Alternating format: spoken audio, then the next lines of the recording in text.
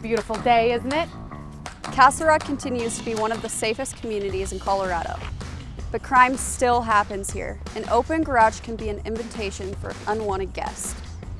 Last year, more than half of all vehicles that were broken into in town were unlocked. I'll take those odds.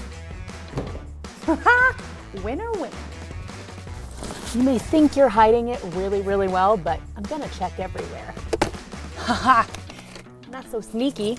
You got a phone, wallet in the console. All right, smart thinking there. Camera, always use one of these, and new shoes. Score. And a getaway bike? Don't mind if I do. We're doing a great job, Castle Rock, but we can always do better. Remember, even when you're at home, close your garage, remove your valuables, lock it up, Castle Rock. Adios, Castle Rock. Catch you next time.